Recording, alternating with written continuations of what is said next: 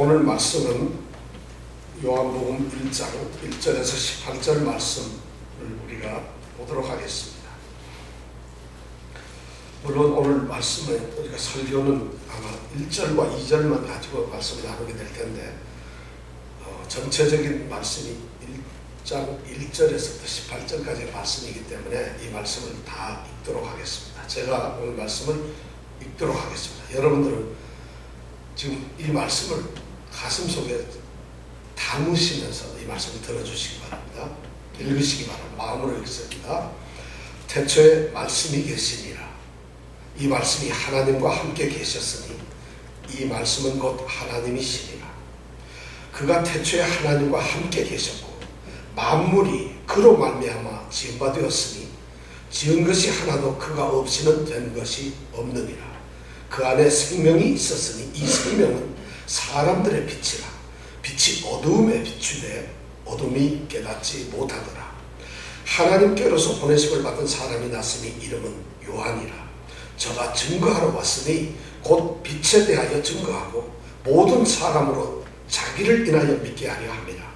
그는 이 빛이 아니요 이 빛에 대하여 증거하러 온 자라. 참빛 곧 세상에 와서 각 사람에게 비추는 빛이 있었나니 그가 세상에 계셨으며 세상은 그로 말미암아 지은 바 되었으되 세상이 그를 알지 못하였고 자기 땅에 오매 자기 백성이 영접지 아니하였으나 영접하는 자 곧 그 이름을 믿는 자들에게는 하나님의 자녀가 되는 권세를 주셨으니 이는 혈통으로나 육정으로나 사람의 뜻으로 나지 아니하고 오직 하나님께로서 난 자들이니라.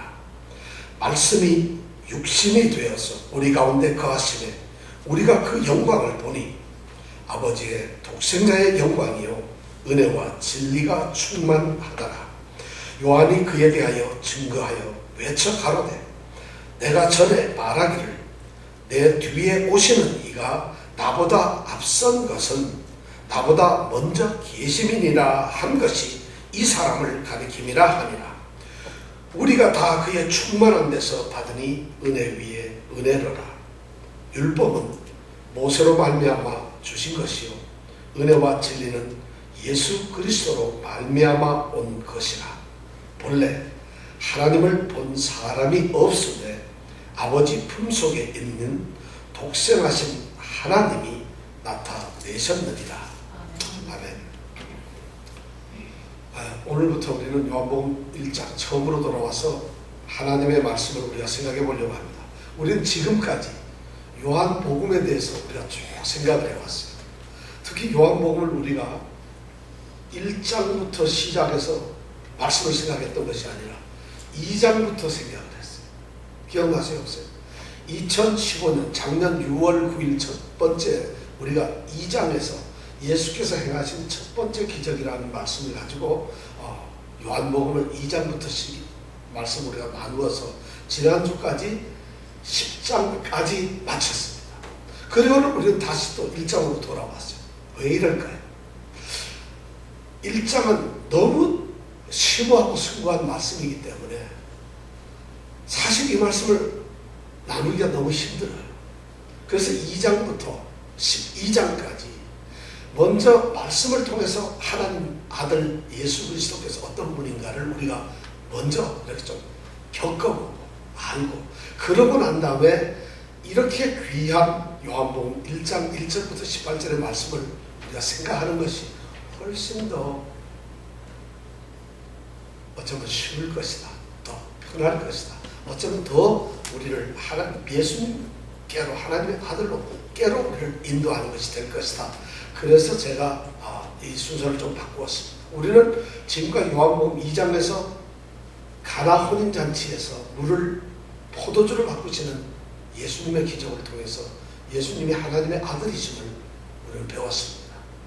그리고 3장에 가서는 밤에 찾아온 니고데모를 만나시는 그 예수님을 통해서 세상을 사랑하사 이 땅에 오신 하나님의 아들을 우리는 또한 만날 수 있었습니다. 그리고 4장에 가서는 어떻게 됐죠? 사마리아 한 여인을 만나시는 예수님을 통해서 정말 목마르지 않도록 영원한 생명의 그 물이 바로 우리 예수님이시고 하나님의 아들이신 것을 우리가 또한 4장에서 배웠습니다. 그뿐만 아니라 4장 끝에서는 왕의 신하의 아들을 고치시는 예수님을 통해서 이 땅 어느 곳에서나 역사하시는 하나님의 아들에 대해서 우리는 또 생각을 했습니다. 그리고 5장에서는 뭘 했죠? 베데스다 연못가에서 38년 된 병자를 고치신 하나님의 아들을 우리가 또 만났습니다.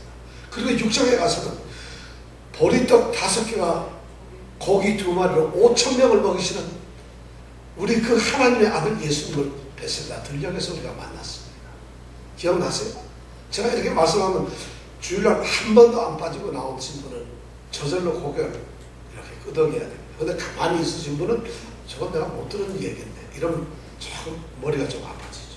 자, 6장까지는 그렇게 되죠. 그리고 7장에 와서 8장에 와서는 어떤 말씀을 하셨느냐? 예수님께서 초막절을 지키기 위해서 예루살렘에 오셔가지고 예루살렘에서 초막절을 지키는 군중들 앞에서 진정한 초막절기의 주인은 예수님입니다.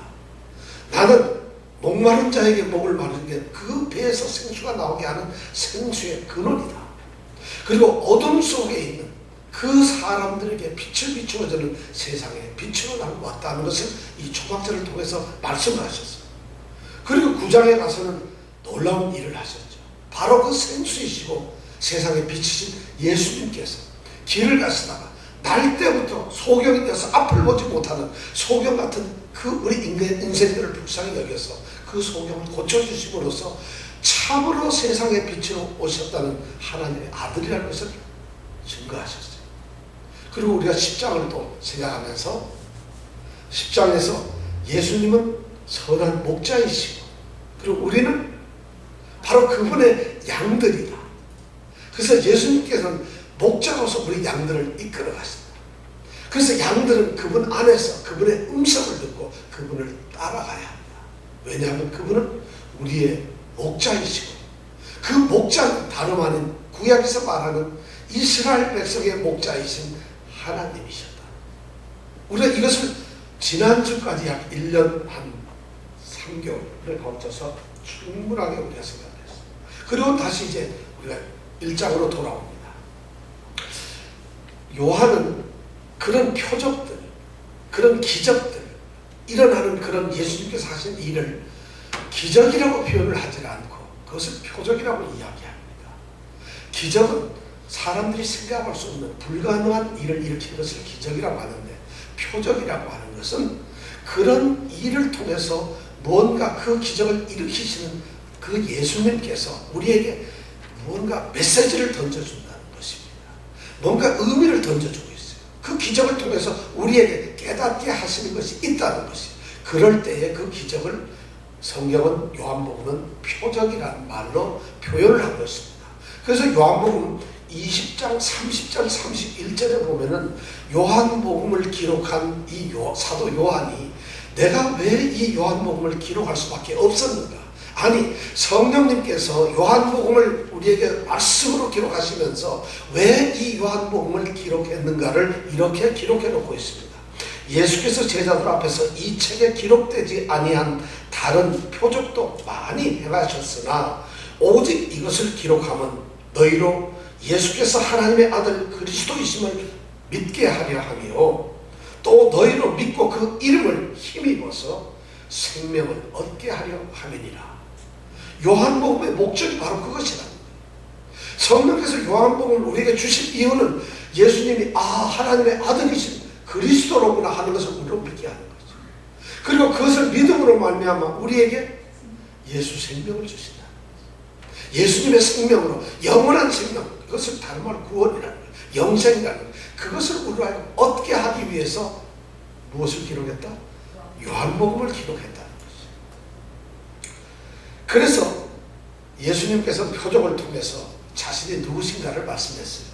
근데 요한복음 1장은 바로 그런 것을 기록해 놓고 있어요. 요한복음 1장의 핵심적인 내용은 한 줄로 쓰라 하면 예수님, 그분이 누구신가? 여러분은 예수님이 누구라고 생각하세요? 우리가 신앙생활하고 예수를 믿습니다. 교회도 나오고 그리고 예수를 평생도 믿고 합니다. 그렇다면 여러분들이 가지고 있는 신앙 고백을 제가 종이를 나눠줄 테니까 한번 여러분들이 믿는 신앙이 도대체 무엇인가? 나는 누구를 믿고 있고 그 예수님은 어떤 분인가? 하나님은 어떤 분인가?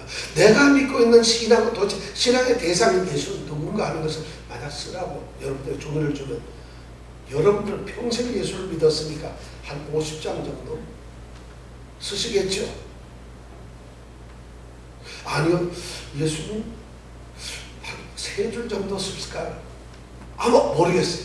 그런데 그것이 우리가 믿는 예수님이라는 거죠. 우리에게 생명을 주시는 예수님이라는 거죠. 요한복음은 바로 그런 것 때문에 세상에서 사람들이 믿어야 될, 구원을 위해서 믿어야 될 예수 그리스도가 누군가를 말씀해주고 있다는 거죠.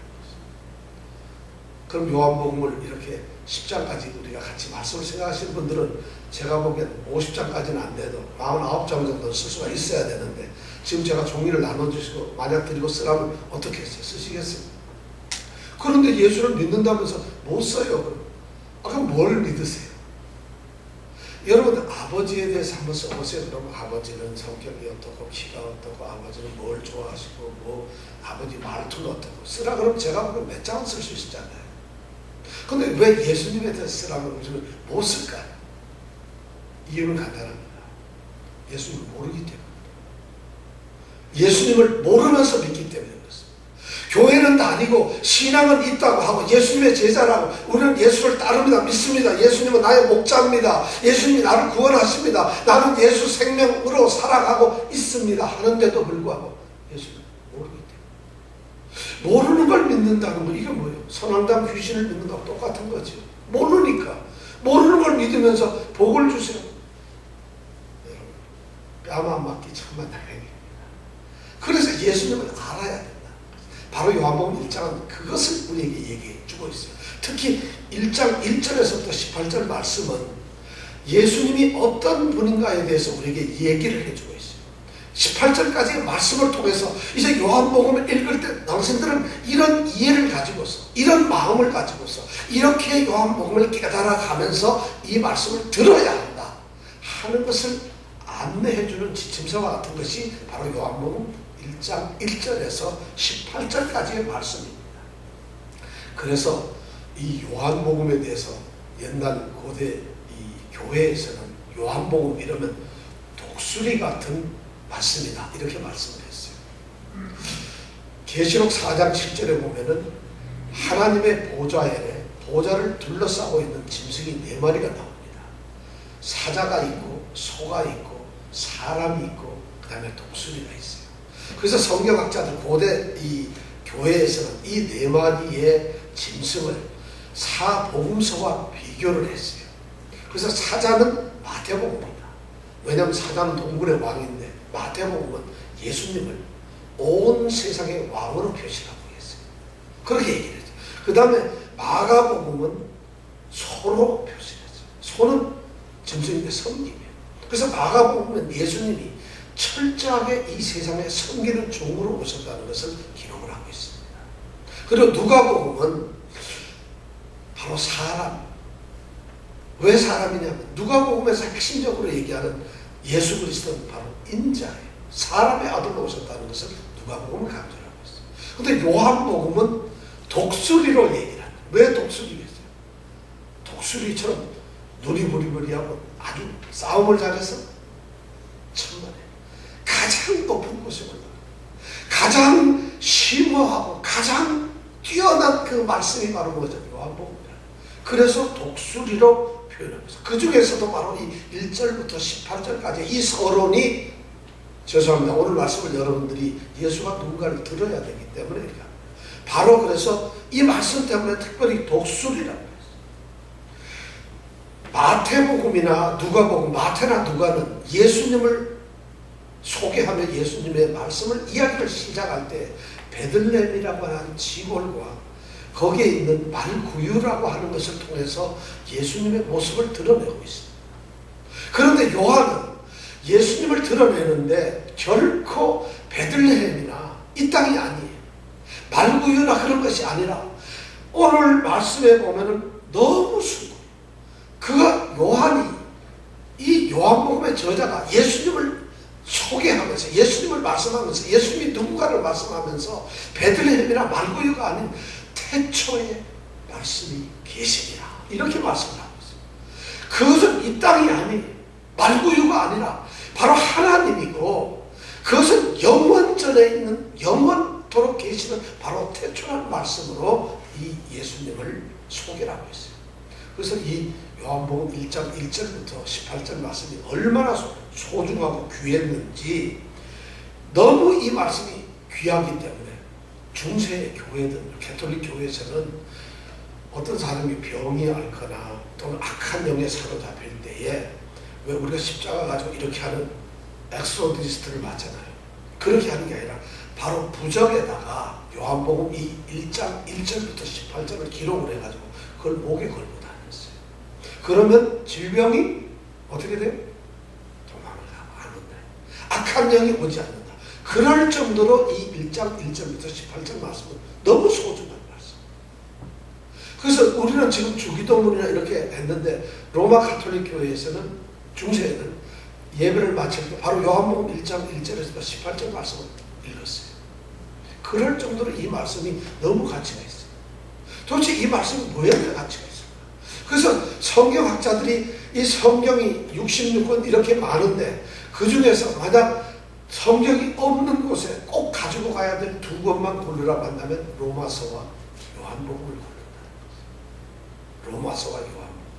그런데 우리는 로마서를 12장까지 공부를 했잖아요. 그리고 요한복음을 10장까지 공부했잖아요. 그럼 여러분들은 지금 어떻게 성경에 대해서 가장 어떻게 하나님의 말씀 중에서 가장 엑기스를 갖다 충분하게 공부를 받았어요.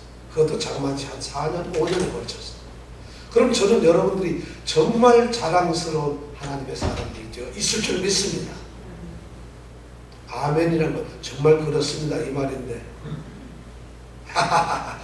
바로 이게 웃어야 돼요. 왜 웃느냐? 정말 그렇기 때문에 기뻐서 웃는 건가요? 좀 쑥스럽죠. 그런데 어떡하겠어요? 우리가 부족해도 그 하나님 아들이신 예수님께서 우리를 구원하셨는데 그리고 하나님께서 우리를 자신의 자녀라고 인정을 해주셨는데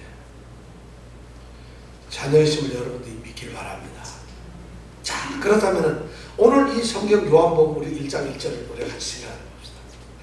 성경은 오늘 요한복음 이 1장을 보면 1절을 보면 태초에 그분의 아버지와 함께 계시는 이 하나님의 아들을 갖다가 말씀이라고 살짝 부르고 있어요.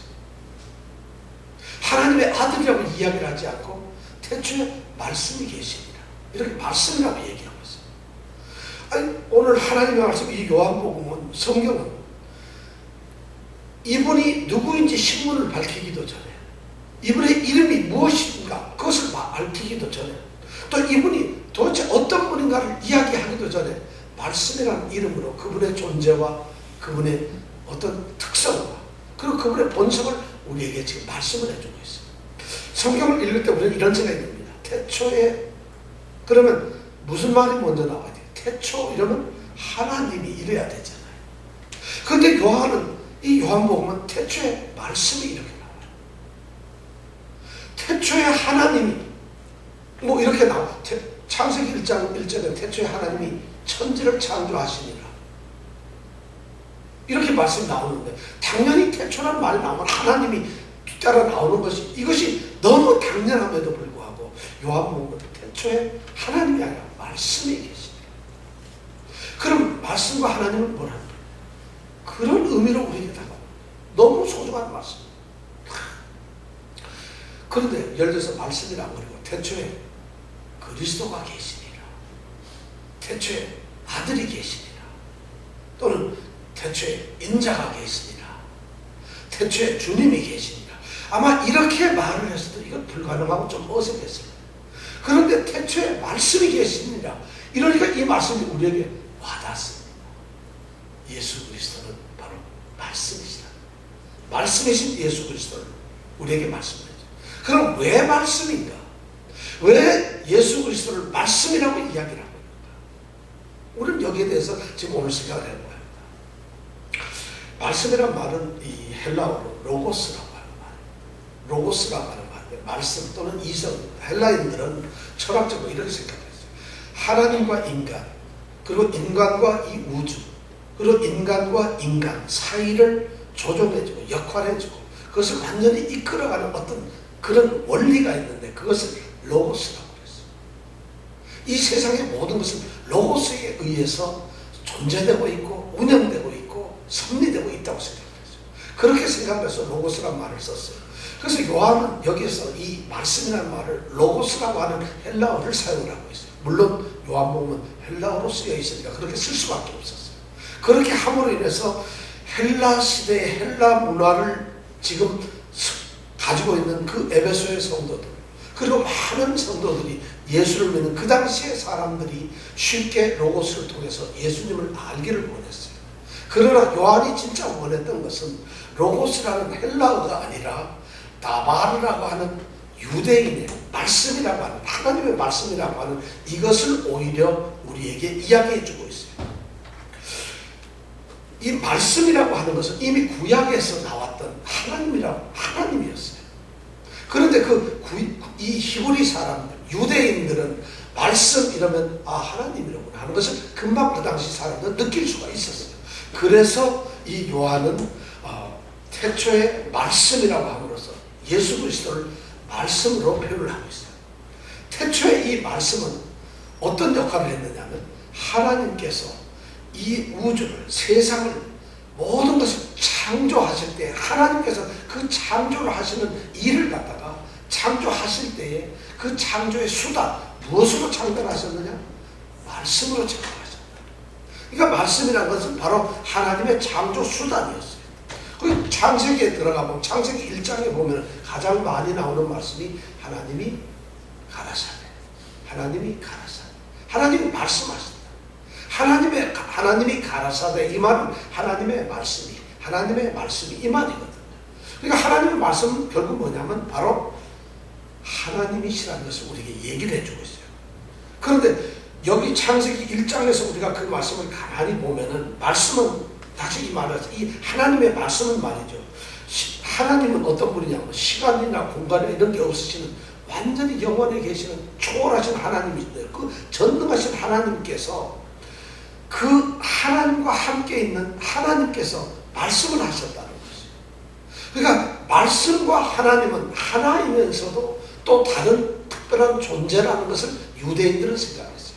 우리는 예를 들어서 하나님이 말씀을 하셨다 그러면 하나님과 말씀이 이렇게 다르다는 생각을 안 하는데 유대인들은 사고방식이 어떻게 되어 있느냐 이렇게 되어 있어요. 태초에 하나님이 천지를 창조하시니라 땅이 혼돈하고 공허하며 흑암이 깊음 위에 있고 하나님의 신은 수면에 운행하시니라 하나님이 가라사대 빛이라 있으라 하시며 빛이 있었다.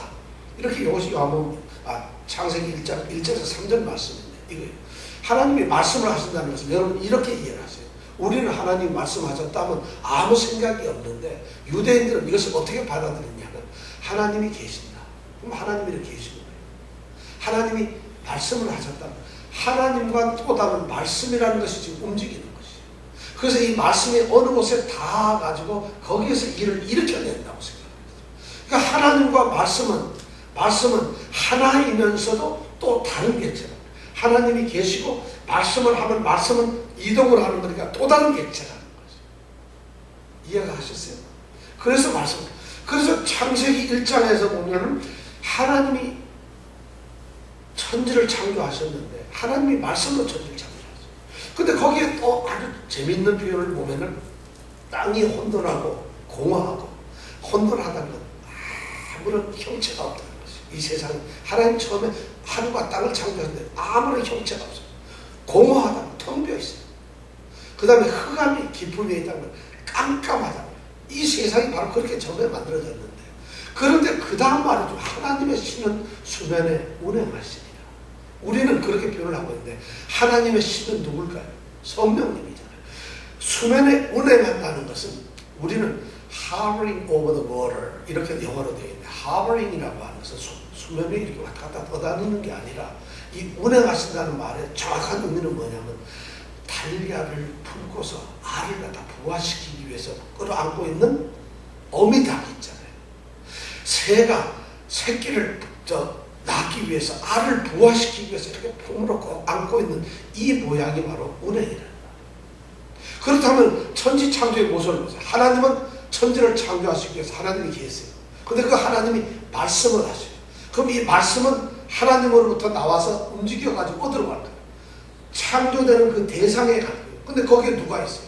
성령님이 알을 품고 움트렸을 때 이렇게 계신다는 거예요. 그럼 하나님이 계시는데 말씀이 옮겨져 가지고 거기에서 성령님께서 작용을 해서 새끼를 낳듯이 역사가 이루어지는, 이것이 뭐냐면 삼위 하나님의 창조 역사다. 좀 어렵죠, 굉장히. 신학생들도 이런 얘기하면 잘 못 알아듣는데 우리는 이미 로마서와 요한복음을 5년 이상을 다 했기 때문에 여러분들은 금방 제가 설명을 안 들어도 할 거예요. 그래서 하나님께서 바로 유대인들은 그런 하나님과 말씀은 어떤 특별한 별도의 존재, 특별한 존재로 유대인들은 생각을 했어요. 거기다가 이 유대인들은 말씀이라고 한다면 생각해보면 하나님은 어떤 일을 행하실 때 하나님의 생각이나 하나님의 어떤 계획, 하나님의 어떤 뜻을 이루실 때는 반드시 말씀을 통해서 하신다는 거예요. 하나님이 직접 뭘 하시거나 이런 게 말씀을 통해서 하신다. 이거 굉장히 중요한 말이에요. 그래서 구약을 이 성경을 보면 말씀은 창조에서 역사되셨어요. 말씀은 하나님의 뜻을 계시할 때도 말씀으로 하셨어요.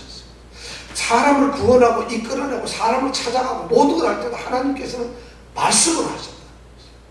그래서 이 말씀이라고 하셨는데, 그러니까 하나님께서 말씀하셨다는 이 말씀은, 그러니까 하나님의 모든 행동에 전부 다가 말씀으로 되어 있다. 그래서 이 말씀이라는 것은 우리가 생각하는 이론이나 어떤 머릿속에 있는 생각하는 것을 표현하는 그런 표현의 수단이 아니라 하나님의 말씀이라고 하는 이 말씀은 바로 하나님의 행위예요. 하나님이 하시는 모든 일은 전부 다 뭐라고요? 말씀이다. 그래서 우리가 말씀을 순종하고 따른다는 것은 말씀을 듣는 것이다. 말씀을 읽는 것이 아니라 바로 하나님의 말씀은 듣는다. 이 말은 말씀이 행위니까 어떻게 해야 되죠? 순종하고 행해야 된다. 이런 의미라는 것이죠. 그래서 말씀은 바로 그런 뜻이에요. 그렇기 때문에 하나님하고 하나님의 말씀은 우리를 구분할 수가 없어요.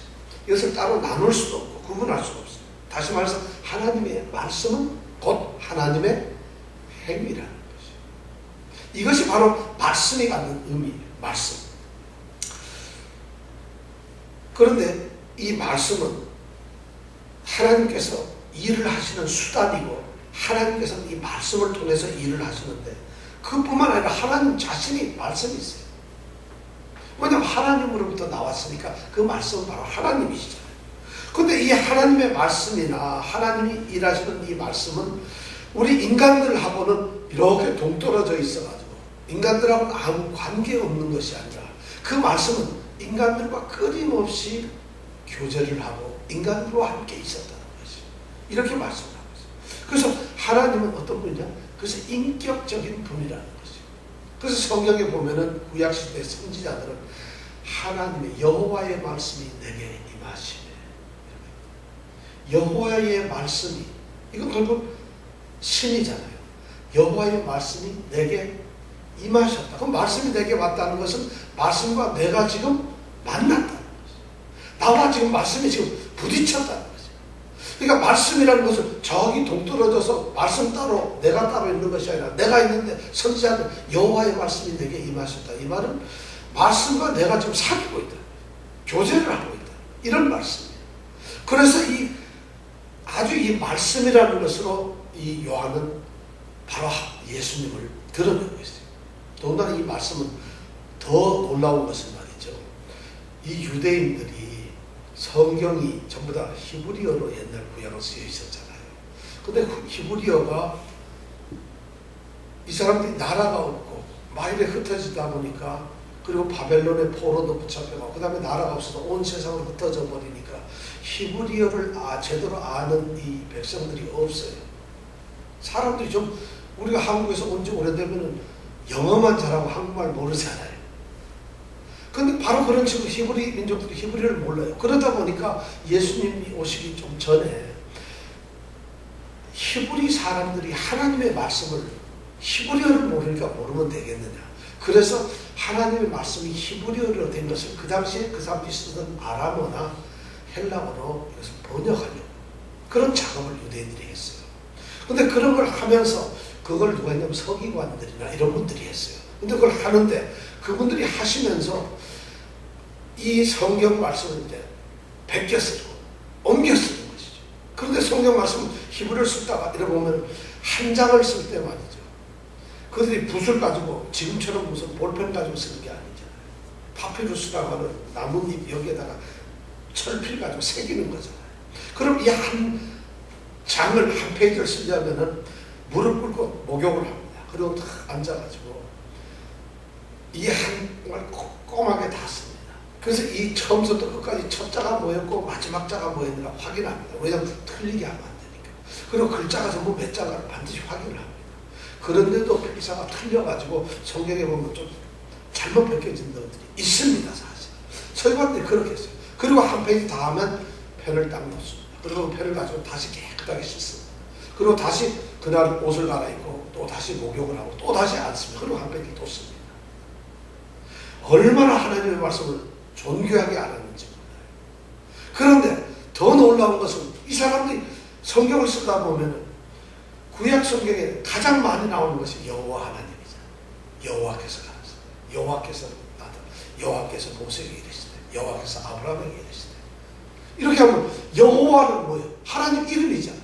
이 말이 나오면, 여호와 말이 나오면 세상에서 가장, 아니지, 인간이 할 수 있는 가장 좋은, 가장 위대하신 분이 바로 여호와, 그 하나님 이름이 나오니까 그 이름이 나오면 그들은 다시 무릎을 꿇습니다. 그리고 그 이름을 성경에 써야 하는데 감히 이름을 여호와 이렇게 쓰지 못합니다. 그래서 여호와라는 이름을 쓰지 못하고 아도나이라고 하는 주님이라고 하는 표현을 씁니다. 왜냐하면 어떻게 감히 인간이 존귀하신 하나님의 이름을 들먹거릴 수가 있겠느냐. 여러분은 이런 하나님 믿으세요? 요새 하나님 그렇게 이빨 쑤시면서도 하나님 이러는 거예요. 우리가 믿는 하나님이죠. 다리 쭉 뻗고 기지개 하면서 하나님 오늘 교회 가야 하나요? 이러고 있잖아요. 이 사람들은 하나님을 믿어요. 그 하나님은 여호와 이름이 나오면 아도나이라고 이름을 붙였어요. 근데 아도나이라고 안 쓴 부분들이 상당수가 있어요. 뭐라고 썼겠어요? 하나님의 말씀이라고 씁니다. 하나님의 이름을 하나님의 말씀이라고 기록을 했다. 그래서 태초에 말씀이 계시냐 하는 이 말씀이, 말씀이라는 것 자체가 바로 하나님 이야기입니다. 그런데 요한은 이 말씀이라는 표현을 가지고 하나님이라는 것을 우리에게 알려주고 있어요. 오늘 그런데 이 말씀이신 예수 그리스도를 우리는 지금 만나야 돼요. 이 말씀은 우리에게 다가오셔가지고 오늘 우리가 소열이 문답에서 읽었지만 성경은 뭐예요? 우리가 어떻게 하나님께 영광을 돌려야 되고 우리가 어떻게 하나님을 기쁘시게 해야 되는가를 이야기해 주는 규칙이라는 거잖아요. 그럼 그것이 전부 말씀이에요. 그것이 바로 예수님은 이 땅에 오셨는데 예수님이 오신 이유는 하나님을 이 땅에 드러내시기 위해서 나를 본 자는 곧 아버지를 보는 것입니다. 하나님을 드러내시기 오신 분이에요. 그분이 바로 말씀으로 우리에게 오셨다. 근데 요한복음 1장 1절에 보면은 태초에 말씀이 계시니라. 이 말씀이 하나님과 함께 계셨으니 이 말씀은 곧 하나님이시니라. 이렇게 말씀하고 있어요. 아주 중요한 한 문장에 중요한 센텐스가 세 가지가 나오고 있어요. 태초에 말씀이 계셨다. 두 번째는 이 말씀은 하나님과 함께 계셨다. 그리고 세 번째는 뭐죠? 이 말씀은 하나님이시다. 여러분 이 말씀이 너무 중요한 말씀이 이 1장 1절에 딱 세 개 나왔어요. 여러분 이걸 이렇게 읽으면은 별로 중요하게 생각 안 하시죠. 근데 너무 중요한 말씀. 태초에 말씀이 계십니다. 말씀은 누구예요? 바로 예수 그리스도가 말씀이시잖아요. 근데 그 말씀인데 여기에 보면 태초에 말씀이 계십니다. 말씀이 어떻게 계셨을까? 말씀이 존재했다는 것을 이야기하고 있어요. 그 다음에 두 번째는 이 말씀이 하나님과 함께 가십니다. 말씀과 하나님은 어떤 관계였는가를 이야기하고 있어요. 그리고 세 번째, 이 말씀은 곧 하나님이죠. 말씀의 정체가 누구냐는 거죠. 누구예요? 이걸 지금 얘기하고 있다는 거죠. 너무 중요한 거예요. 자, 여러분, 그럼 첫 번째, 오늘 시간이 뭐 너무 막 짧아져가지고 사실 지금 이걸 다 하려면 한 2시간 해야 되는데 아무래도 끝내야 될 것 같아요. 태초에 말씀이 계시니라.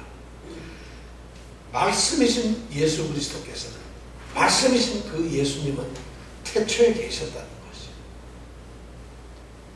우리는 그 예수님을 친구, 우리의 형제자매, 우리의 목자 이렇게 생각을 하는데, 지금 요한이 말하고 있는 것은 그 이상입니다. 물론 태초에 계셨던 그 하나님이신 말씀이신 예수님께서 우리에게 오셔가 이 땅에 오셔서 우리에게 친구로 모습을 드러내셨어요. 그런데 우리는 그 친구로 드러나신 예수님을 보면서 그냥 예수님을 아무렇지도 않게 소홀히 생각하는 경우가 있어요. 이것이 우리 믿음의 큰 잘못이에요.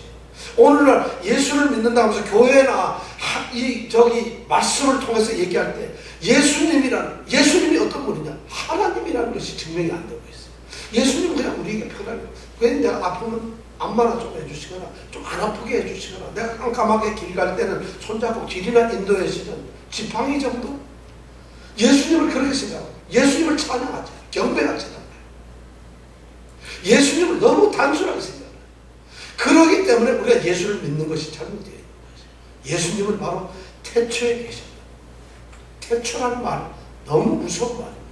태초는 뭐냐면, 이 요한이 지금 태초에 계셨다. 이 태초라는 말을 쓸 때는 성경에 태초라는 말을 쓴 것은 창세기 1장 1절하고 요한복음 지금 1장 1절, 그 다음에 요한이 또 썼던 요한 1서에 보면 태초에 이렇게 써 있어요. 그런데 이 태초라는 말은 너무 귀중한 거예요. 이 태초라는 것은 우리가 생각하는 시간의 개념이, 우리는 태초하면 처음이다 이런 생각을 하는데, 이게 처음은 시간이 이렇게 있을 때 처음이 시작이 되고 있는 그 순간을 우리는 처음이라고 합니다. 그럼 처음이라고 하는 시간이 있기 그 전에는 뭘까요? 우리는 그것을 모릅니다. 왜냐하면 우리는 시간 속에 살고 있는 사람들이에요. 시간이 없으면 우리는 살 수가 없어요. 그렇기 때문에 시간의 처음 시작과 끝이 있다는 것을 알고 있어요. 그럼 처음 시작, 끝. 그럼 끝 다음엔 뭘까요? 시작 전에는 그 뭐 시간이 없었어요. 그때는 시간이라는 게 없어요. 시간이 없는 세상이 아니죠. 창조하실 때 비로소 시간이 생겼고, 시간이 있음으로써 창조가 시작되었는데, 그럼 시간 전에는 뭘까요? 우리는 그것을 알 수가 없어요. 어떻게 말로 표현을 할 수가 없어요. 그래서 고민하다가 우리가 표현하는 게 뭐냐면 영원이다. 영원. 우리는 영원, 근데 영원을 우리가 가본 적도 본 적도 만진 적도 깨달을 수가 없는 거예요. 왜냐하면 우리는 시간 속에 있는 존재인데 어떻게 영원을 알겠어요? 요새 한국에서 유명한 그 광고 카페에 이런 말이 있어요. 바다를 본 사람은 호수를 바다라 부르지 않는다. 바다를 본 사람은요, 호수를 보고 이거 바다네 이러지 않아요. 왜냐하면 바다를 알기 때문에. 근데 바다를 못 본, 호수를 본 사람은 뭐라고 해서 호수를 보고 바다네 이런다. 왜냐하면 바다를 못 봤으니까. 바로 영원에 살지 않은 우리는 영원이 뭔지 몰라요. 근데 우리가 영원한 영생을 쫓는다. 이게 뭔지를 몰라요. 재밌는 얘기잖아요. 이 시간에 대한 얘기예요. 어떤 사람이 천국에 갔어요. 그래서 하나님을 만났어요. 천국은 영원의 시간이에요. 이 땅의 시간이 아니에요. 거기에 갔더니 하나님을 탁 만나서 하나님께 탁 묻는 거예요. 하나님, 세상에서 1000년은 천국에서 어느 정도 됩니까? 하나님 뭐라고 됐어요? 1000년이 하루가 아니다. 세상의 1000년은 천국에서는 하루야. 그래서 그게 이해가 안 갑니다. 사실 베드로가 그런 말을 했는데 저도 그 말 이해가 안 가요. 그때 요 짓궂은 사람이 누군지 모르겠어요. 제가 이게 어떤 분이 아마 이런 질문을 할 것 같은데, 그때 이분이 다시 또 하나님께 질문합니다. 그럼 하나님, 세상에서 100만 불은 천국에서 도대체 가치가 얼마나 됩니까? 그럼 하나님이 뭐라고 그랬겠어요? 1센트다, 1센트. 이렇게 대답을 했어요. 그러니까 이 사람이 너무 기뻐가지고, 하나님, 그럼 제게 1센트만 주세요. 그럼 1센트면 그걸 얼마를 받는 거예요? 그렇죠. 다 그렇게 했어요. 그래서 그걸 탁 받았어요. 그러니까 하나님께서 그래 그거 언제 줄까 했더니 하나님께서 대답하더니 하루 있다가 줄게. 그럼 언제 받는 걸까요? 우리는 시간의 개념에서 잘 몰라요. 솔직한 얘기는. 근데 영원인데 여기 보면 태초라고 얘기했어요. 태초. 영원부터 계시는 하나님이에요. 예수님은 어느 날 갑자기 생기신 분이 아니에요. 그리고 인간들이 영웅으로 만들어 놓은 것이 아니라는 것이죠. 그리고 어느 날 예수님은 회성과 같이 짠 지구상에 나타나신 분이 아니에요. 이 세상이 있기도 전에, 우리가 만들어지기도 전에, 아니 세상에 아무것도 없는 무라고 하는 사람, 철학자들 그래서 무라는 것이 뭡니까? 우리는 몰라요. 왜냐하면 무라는 세상에 가보질 않았으니까. 그런데 그때는 누가 계셨을까요? 오늘 말씀해 보니까 태초에 말씀이 계셨다. 태초에 말씀이 계셨다. 누가 계셨어요? 바로 말씀이신 예수님께서 계셨어요. 하나님께서 계셨다는 것이에요. 그러면 자, 우리는 생각도 못하는데 그럼 이 세상에 가장 중요한 분, 태초에 계신 분이 누구냐? 그분들은 전에서부터 있어요. 언제 계셨는지도 모르지만 결국 세상에 뭐 아무것도 없는 데서 그냥 하나님은 계시는 분이에요. 시간이 아니고 영원이니까 예수님 바로 거기 계셨던 분이에요. 우리를 구원하신 분이 바로 누구냐? 그분이라. 그러니까 우리는 그분을 찬양하지 않을 수가 없어요. 그분을 경배하지 않을 수가 없어요. 태초에 말씀이 계시냐, 이 말씀 속에는 바로 그런 하나님, 그런 말씀이 우리를 구원하시기 위해서 이 땅에 오셨다. 그분이 우리를 찾아오셔가지고 자신의 목숨을 십자가에 못 박았어요. 빛찬빛, 곧 세상에 와서 비치는 빛이 있었는데 그 빛이 세상에 왔는데, 자기 땅에 왔는데, 자기 백성에게 왔는데 깨닫지 못했어요. 그들이 결국 손을 들고 그 예수를 어떻게? 십자가에 죽입니다. 지금 요한복음은 그 얘기를 합니다. 오늘 태초에 말씀이 계신다는 이 말씀 속에서 여러분들은 우리가 믿는 예수님, 말씀이신 그 예수님은 어떤 분일까요? 여러분 이걸 조금 더 생각하신다면 우리의 믿음은 값싼 게 될 수가 없어요. 천박하게 될 수가 없어요. 우리의 믿음은 대충이 될 수가 없어요. 우리의 믿음은 내가 이게 더 중요하니까 오늘 예수님을 섬기는 일, 이건 잠깐 내일 하겠습니다. 예수님은 어제도 계시고 내일도 계실 거니까 요건 지금 하는 돈이 손해니까 이럴 수가 있는 분이 아니에요. 영원하신 분이에요. 그분이 내게 오셨어요. 그래서 예수를 믿는다는 것은 나의 생명 전부 다라는 것이에요. 바로 요한복음 우리에게 그것을 얘기해 주고 있어요. 예수 그리스도께서 하나님의 아들 되시거든요. 그리스도라고 우리 구원자 보세요. 그래서 그를 믿어야만 비로소 우리가 그 세계로 갈 수가 있다는 것을 알려주기 위해서 요한복음은 쓰여졌다고 말하는 것입니다. 이 은혜가 우리에게 있기를 원합니다. 우리가 바로 그런 축복을 가지시길 원합니다. 자, 계속해서 우리는 요한복음 1장에 대해서 또 다음 주에 1장 1절을 가지고 다시 한번 말씀을 나누겠습니다. 우리에게 새로운 믿음의 발견, 새로운 믿음의 시각, 눈이 떠지기를 원합니다. 기도하시겠습니다. 네. 정말 우리는 예수님이 누구신가를